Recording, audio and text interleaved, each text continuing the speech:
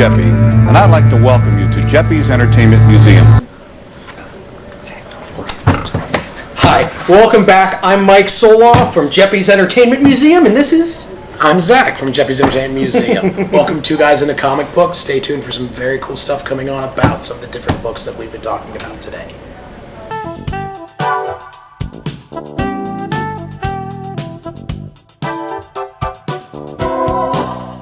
The show is titled Milestones. It's a nod to Milestone Media since it's the 20th anniversary. We are celebrating what came from Milestone, but it wasn't necessarily entirely just Milestone. The show really represents what Milestone represented, the artwork that came before Milestone and set the way for there to even be a milestone, and then also shining light on what has come and what has been inspired by Milestone Media. We went twofold. Michael Davis has really great connections with various comic book legends and working comics today, and made a lot of personal phone calls and invited people firsthand. But we also wanted to make sure that we could shine a light on up-and-coming artists. Everyone has a story, and sometimes we focus in on what stories are told in the media and what we are told to look at, and we forget that there's a story behind the story, and that there's lots of different elements that come together to create it, and that was important for me for the show, is just showing that. And that's what I think the show really does, is it tells various stories from the Milestone era to the Afrofuturism artwork that is really gaining momentum right now, to all sorts of things. And we have a website for the show, milestonestheshow.com. I won't spell it out since it's going to be written right below me. Milestonestheshow.com, read it right below me.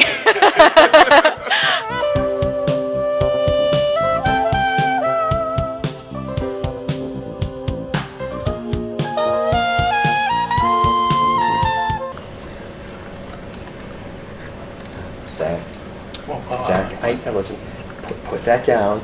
You've been at that for 12 hours sorry, now. I got lost in it. I'm really... I had to work. Okay, sorry about that. By the way, this is a very cool promotional item that Marvel sent out with the Axis Comics. Marvel sent these out as a free giveaway, and I just love how the way it changes through, and it's a very cool little folding thing that Marvel decided to do. When they get promotional stuff done, they do it right. I might be easily amused, but I gotta admit that I spent a good half an hour just flipping that, going, how is this made? Exactly. It's that weird, and I'm that simple. So it's not simple. It's fascinating. It is. It flips. Childlike wonder. That's it. Oh, that's a better way to do it. There we go. Okay, speaking of childlike wonder and how it gets ruined by well, not ruined, but as you get older, adapted into comics. Let's talk about these right here. I love these.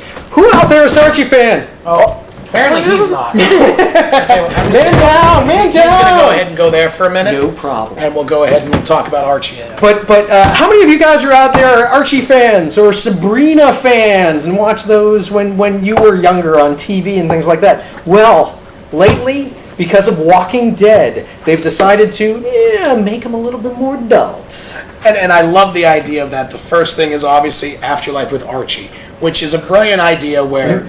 Imagine, if you will, the zombie apocalypse hits Riverdale, and so what happened? It could totally happen. So what happens is Archie and his pals start becoming zombies, and stuff gets weird. As you can see, as we thumb through it, the art is very well done. But the cool thing about it is, like you said, the adult manner in which they take it. There's blood. There's guts. There's even mild. The things, parts. Yeah. There's emotional trauma. Yes, there's everything. There's killing. There's dogs and cats falling from the sky. Cats and dogs living together, mass hysteria. And with Halloween coming around, this is such an amazing way to go ahead and actually get people into this. Because as a comic fan, and I'll be the first to admit it, I'm more of a superhero guy. I'll delve into the independent stuff, but as far as like the Archie stuff, it was never my bag. This is my bag. This is right in my wheelhouse. This is meant for people like me that maybe don't read Archie, but are willing to pick it up to try something different. And they recently killed off Archie. Spoiler alert, but if you've woken up and watched TV or anything... I'm sorry. Okay. Now he's a zombie. But what's cool is let's say you weren't a zombie. Let's say you weren't an Archie fan. They've decided to do Sabrina 2 in the exact same way. Really scary, wonderful, great art, and just beautiful, beautiful story. And what's great about this is the first issue is out, so it's very easy to jump on board. Scary. And it's very much like a 70s horror film with the way that they went ahead and produced it and the way that they sell it. Can you imagine if when you were little or when your mom was little and you might have said, hey, Mom, let's look at comics, and you reach up to the little comic stand and your first thing you get is, let's get an Archie comic, let's get a Sabrina comic. Oh and my God! Ah! The one thing I will say is that's where responsible retailers put this on the higher shelves for adults. So what other great things do we have over here that's coming out? Well, I want to go ahead and do this real quickly. I teased it before the last break, and that was a Southern comic book, and that is this book called Southern Bastards. Wonderful read. Now, again, the book that the Jason Aaron, who's doing the Thor book that we talked so much about in the last break, he has gone ahead and done a crime story. And what's great about it is that as someone who reads a lot of the independent stuff and reads a lot of the, darker stuff, there's nothing really dealing with the South. And as someone who grew up in a southern area in West Virginia and has been in there and has family down in the South, you tend to go ahead and realize how much of a different world it really is. Captures it beautifully with his writing. It really does. His writing, you can tell it's someone that's lived in that area, that's lived in the Alabama area and has dealt with that. And the other thing that I love about this is the way that the book changes at the end of this first volume. Because the entire time they're pitching it as if this one person is who you're going to follow, and then you find out it's not at the end of the book. And I love that. And it's in the same vein of his other independent stuff he's done, such as Scalped, which is a fantastic crime noir story based on an Indian reservation. It's also very much in the same line of his The Other Side, which is a very dark Vietnam book. And he just came out with a brand new one also called Men of Wrath, which if I again, remember right. Very dark, but really cool. And again, still in that southern setting, and he does a very good job with the main character of capturing what it is to go ahead and be a part of that southern setting. And it's an area of the world that doesn't really get talked about, especially in comics and especially in crime comics. They're always looked upon as lesser, and I think this book and then Men of Wrath is really going to show that part of the country as being, yes, they may not speak the same way that we do. Yes, they may not approach things the same way we do, but they can be just as vicious and violent and venomous as any New York gang or Tony Soprano could ever be. It's a musical, as my grandfather would say. I can't wait. Let's go from here, though, into outer space. Outer space? Outer space! Star Trek has been doing so many really neat things lately. Not only in their regular stuff, but also in their crossover things. So I thought I'd touch on two just totally classic things from Star Trek that are going on right now. First of all is this one.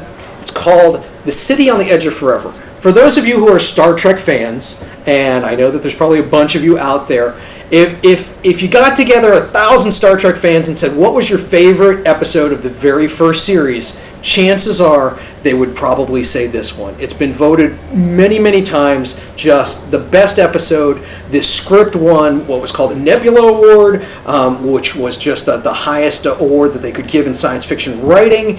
And they finally decided, after all this time, to return back to the basics of the original script. When it was first filmed, a gentleman who's sort of really, really famous, Harlan Ellison. If you've read any science fiction, you'll know Harlan Ellison stuff. All right. And he had written the original script, which they changed around for TV because Gene Roddenberry, amazing guy that he was, said, we can't do this, we can't do that. We have budgetary things. It always comes down to money, especially back in the 60s. So Harlan came up with this great script that they couldn't film any of it. So after all these years, they've finally gone back to Harlan's original script. Really? They're doing a comic based on that. So it's phenomenal. They're taking the original script and they're providing new artwork for it and everything that Ellis wanted to go ahead and do. Or is it Ellen? Harlan Ellison. Ellison. I'm horrible with names. But everything that Harlan Ellison wanted to go ahead and do in that episode, they're letting him do. It's kind of like you said, there's no budget restraints. As long as the artist has the palette to do it and the skill to do it, they can just go hog wild. That's it. And you can see his original vision for the episode. And there were a lot of characters that didn't make it into the actual one that was filmed. And it's just a great peek, sort of behind the scenes of original intent. I do want to ask one question for you. Sure. Is it as good as the episode? It's different from the episode, but yes, I have been a fan of this. They've released books before in the past with the original script and the story behind the battles that went into making it and not making it and what got cut and what didn't. So I'm very familiar with the script. Stunning script, very involved. The characters that they cut out were amazing characters. They just didn't quite equate over to what was happening in the actual TV episodes. So yes, rush out in a buying frenzy and get this one. Now, I want to go ahead. I see there's another Star Trek here, and you being the resident Star Trek fan that I am not. What is this other thing that's going on right here? This other thing that they're doing is they came up with this really neat idea. For those of you who are fans of the original Star Trek stuff, a gentleman by the name of John Byrne has gone back and gone into all the episodes and been able to take frames from the TV shows and then write new stories based on pictures from the original show. So it's almost like watching brand new episodes from TV. Things you're seeing, you're familiar with the characters, you can see the action, but the stories are just great. Now here's a question that I have with that. Are they taking it, like, is he taking, for example, let's say, The City on the Edge of Forever? Is he taking pieces from that episode? Or is he taking your action and the pictures that you were showing, so lovely, so very well done with the photorealism? Are they just taking them from all over the place and building a story around it? They're taking them from all over the place, plus nowadays with photo editing, I could put your head on my head and no one would even notice. No, they would notice. Okay. They might notice, but these guys have got it down so much better than we are right now at doing that sort of stuff. And they take old images and they're able to, if a head was facing this way on this one and it would look better in this shot for the dramatic story, and they were able to fool with the images to just make a brand new episode. And that's very, very cool. As someone who's not a big Star Trek fan, if I was to go ahead and jump on one of those streaming services and watch through all this, this is the type of thing that after I was done, I'd be like, I want more. I want more of this, but there's nothing available. This is the type of thing that they're creating to give you more of the stuff that you love, which is the most important part of everything they do here, is giving you more of what you love. You know what I have to say to that? What? Ook ook. Ook ook? You know why I say ook ook? Why do you say ook? Are you a Planet of the Apes fan? I am. Ook ook. Let's tell them about some of the Planet of the Apes stuff that's coming out. Well, first things first, let us show off this gorgeous art book. That, by the way, art brand books new, just came out. Just came out. All these art books that are released, and we're going to focus on Planet of the Apes, but they do them for everything. They do them for the Avengers, they do them for X-Men, they do them for all the different movies, Marvel, DC, they do it for anything and everything. But these are beautiful, just artists. I call them coffee table books. Yes. I always have, and I collect these. My house has 10,000 of these just piled up, and it's crazy. And it's great because it goes through the history of the different universes and everything. This one, like you said, focused strictly on Planet of the Apes, and not just the 2 new movies that have been released. Everything. And that's the amazing. And Planet of the Apes is important because of how much it affected the actual makeup working of the world. Kind of like how John Romita Jr., George Romero's the zombie movies, they went ahead and changed the way makeup was done for horror movies. This changed the way the practical effects and makeup was done for characters in movies. And you can see a lot of the stuff that they do here. I love this one. That's one of my favorite shots that they've redone for the book, and I want to get a poster of that so bad. That is awesome. But no, and this is a good way to look back at the history of it and see what they did to change everything. And this has so much behind the scenes stuff. It's not just pictures from the movies, it's things from the cartoons, it's the sets, it's the model builders, it's while they're filming, it's the makeup tests, it's everything that you can think of behind the scenes of every movie, every TV show, every basic incarnation of Planet of the Apes that they've done from I think it was 66 when the first one came out, through today. And then what's great is you can even see, take a look at this stuff. One of the big things that really wasn't talked about in either of the first two of these new 2 movies that have come out is the way that you have Andy Serkis. He is the actual actor. Before, you'd have to animate someone in there and they would go ahead and just do the lines and they figure out. He is actually acting. They put as you can see right here, there's the green facial dots to go ahead and get the facial recognition. And what they do is they basically superimpose the ape face on him, but every expression, everything he's done, that's him as an actor. He's there. He's also known for doing Gollum in the Lord of the Rings series. And he's the go-to guy when they need figures, motion creatures. Capture. Yes. So it's awesome to go ahead and see all this, and again to see all these ideas that they had in there and how big the scope of everything was they were trying to do. But you know the newest thing that they're doing with Planet of the Apes that it wasn't even in this book because it's so brand new? This guy. All right. This guy right here. Star Trek, believe it or not, is crossing over with Planet of the Apes in an upcoming issue. Actually, a couple of issues. This is what's called an ash can. All right. Ash cans are little tiny previews that they put out. And I got this at the New York Comic Con when I was just there. So it just gives you a little taste, a little nibble. And what they're doing. Yes. And I think that's very cool because when it comes to Star Trek and crossing these two worlds over, I assume a black hole is going to be involved and then going through. That's the way it normally goes. Or problems on the holodeck. Problems on the holodeck. Yes. But I love a dream, possibly. Dreams He always wakes work. up, Kirk wakes up in the shower, and Patrick there's Duffy's an in there ape with him. Yeah, and it's yes. the whole thing. It's scary. I don't even want to think about it. But no, it's very cool the fact that, one, that IDW and Boom are working together because both of these properties are held by different companies. And for these companies to come together and go, we have a story we want to tell between the two, so let's do it. It's amazing to see these companies work together with these properties. And it's also amazing that someone went, do you want to know what'd be fun? Do you know what's missing out of my Star Trek? Living apes. Do you want to know what's missing out of my Planet of the Apes? A spaceship. And they're able to go ahead and mix it together and mash it together. I'm excited to go ahead and see what this is, not being a Star Trek fan, but being a Planet of the Apes fan. Beam me up, Caesar.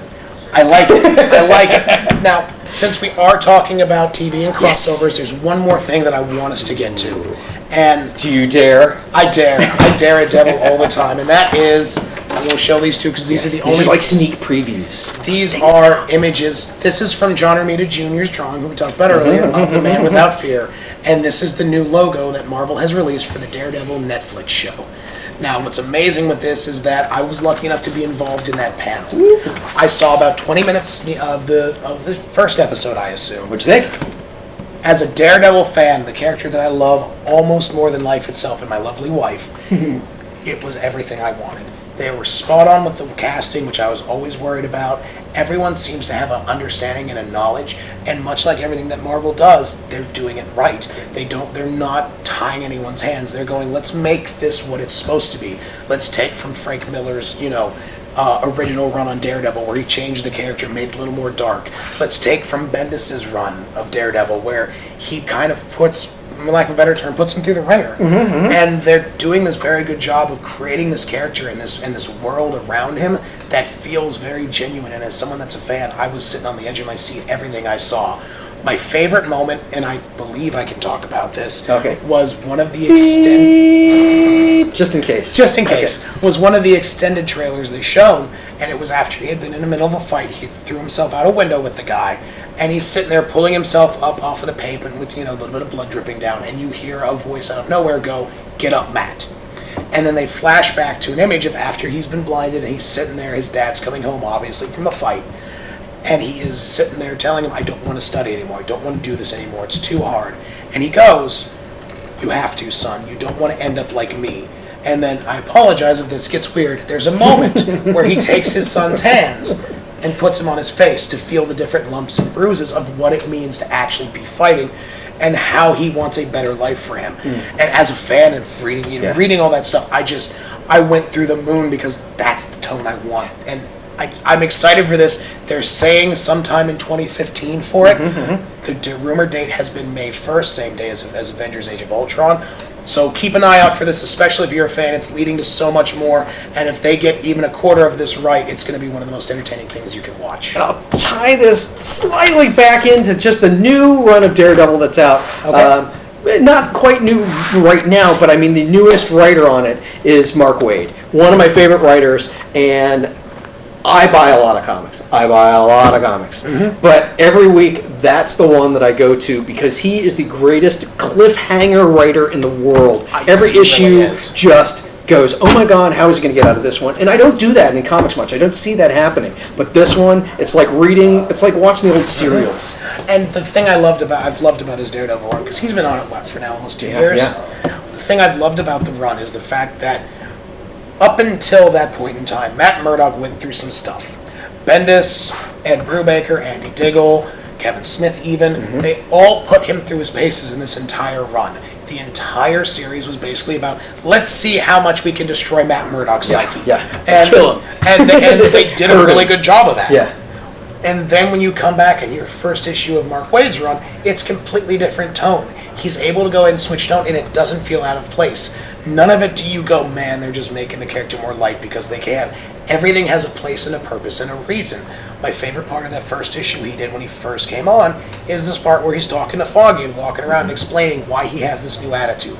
And that's what's great about Mark Waid, is he can go ahead and change tone. I've talked to a lot of writers, and when I mention Mark Waid, the first thing that they mention is how he's like the master plotter. Okay. He just is so excellent at knowing where he wants people to head to, and characters and storylines, and be able to go step by step and just get you really involved in everything. I'll tell you what, I'm very excited with him, not just as the writer on Daredevil, because I'm with you. I buy a lot of comics, and that's one of the ones that... You know what else? Oh, yeah, I think I know where you're heading. Yes, I will. Yeah, it's going to be Star Wars, of course, and that's beginning with the new year. Marvel is launching 3 new Star Wars titles. We'll go ahead. Actually, that wasn't where I thought you were. Oh, really? I thought you were heading to Agents of S.H.I.E.L.D., which Mark Waid is going to be writing the new thing. But tell us more about Star Wars. Okay, I will go ahead and do that. Then I'll let you Ming. talk about Agents of S.H.I.E.L.D. Star Wars, what they're doing is they're launching 3 books at the beginning of next year. They're launching a Darth Vader series that's going to be written by Karan Gillan, and it's going to, I forget the artists on it, but it is one of the bigger artists. And then you have a main Star Wars series that's going to be written by Jason Aaron, and it's going to be drawn by John Cassaday. Now the cool one, and this is where the Mark Waid ties in, they're doing a Princess Leia series, and he is going to be writing Princess Leia. See, I did not know that. And he is also they're going to be drawn by the Dodsons, so it's going to be just that beautiful art that they do. So I'm very excited for that because he gets to play in this new universe that no one has ever had the chance of his caliber to go ahead and And really the play in. Dodsons are amazing. They draw Amazing such artists. beautiful women in comics. They really they're do. just capture the essence of gorgeous women. And also, which is great. the other thing that the Dodsons do very well is the women are always strong. Yes. No matter how gorgeous Absolutely. or good looking they are, they're always strong Absolutely. women. Yeah. Now, since I was going in a different manner, go ahead and tell us about the Agents of S.H.I.E.L.D. book that he's Agents of doing. S.H.I.E.L.D. book that he's going to be doing. If you are catching up on TV at all, you know that last year we're now in the beginning of season 2 of Agents of S.H.I.E.L.D. I've got to throw in my own personal thing. If you're wondering why I said Hai Ming, I went to high school with one of the characters, one of the actors on there, Ming Na Wen. So it's just so great to see her every week on the screen in such a high quality TV show, action-packed, amazingly ties into the movies that are out there. That's the great thing about Marvel, is they're just doing things right in terms of tying in movies and books and TV shows, and they're just hitting on all cylinders. Yeah, and that's very, very cool. I had seen the Agent of S.H.I.E.L.D. book. In fact, the release date is actually, I believe it's New Year's Eve. Because they're doing that. There's also another big book that's being released. I can't remember the title of it, but Marvel is going all out with 2 volumes there. And I'm excited for it because I will be the first to admit this show started out slow for me. And then and again, we're far enough away, spoiler alert, where you had Hydra being the kind of taking over everything, the show changed its tone entirely. Absolutely. And everything that came before became more important because it wasn't just about them filling time. You then see the channel that they were trying, the channel they were trying to guide everyone through to get to this point.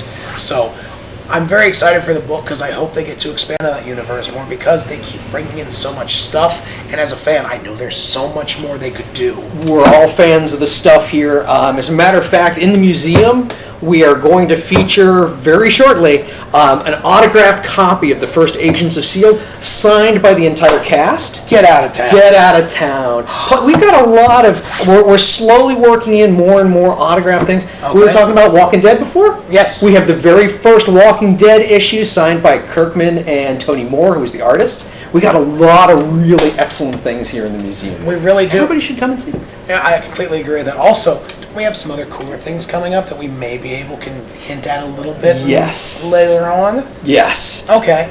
Tell you what, let me reach into my bag of goodies here. Okay.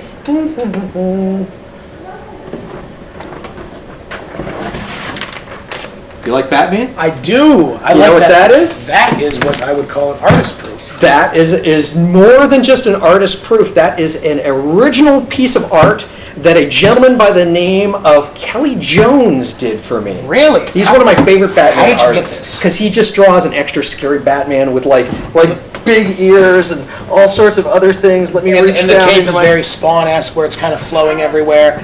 How did you get this? I got that because I tend to go to a lot of conventions. Okay. And when I go to the conventions, now that I am the collections and exhibits manager here at the museum, I said we need to get a lot more artists involved with bringing in brand new original stuff. So I am pleased to announce that coming up starting on November 19th, Okay.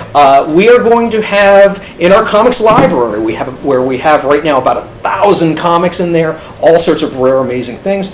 We're going to have a whole wall dedicated to original art by rotating artists. For the first couple of months, about every two to 3 months, we're going to be changing artists. But I'm proud to say that the very first person that we're going to have is Kelly Jones. That's awesome. It really is. Especially with his Batman, and with Batman just passing its 75th anniversary, it's amazing that he's going to open up his back catalog and go take this stuff and go with it. He has got a brand new book coming out, by the way, on that day. That's why we're trying to make the two go together. Okay. That is called a gallery edition. And that Okay. differs slightly. It's similar to the Walking Dead book we were looking at before, Alright. but it's bigger. It's going to be this size artwork right here. And it's all going to be his pencils for his original 6-issue run Okay. of Batman. So it's going to be stunning stuff coming out from Graffiti Editions. We want to thank all you guys for joining us again. We hope you had a great time and you learned a lot. We love it here at the Jeppy's Entertainment Museum, and we want to invite all of you to come on down. And in addition to that, anytime you guys get to come down, we have a membership that you can go ahead and join. It gets you 20% off in the gift shop, 30% off from Black Friday till the end of the year. And the other great thing is that it gets you early access to other events like the Kelly Jones exhibit he's talking about, and all the different cool stuff we have coming up in the next year. Thank you guys for coming. Thank you guys for joining us today. Absolutely. Thank you so much, and we will see you again next time on Two Guys the Comic Book. He's coming for you. He's coming for me. Ah! Cheers. It's not so scary. No.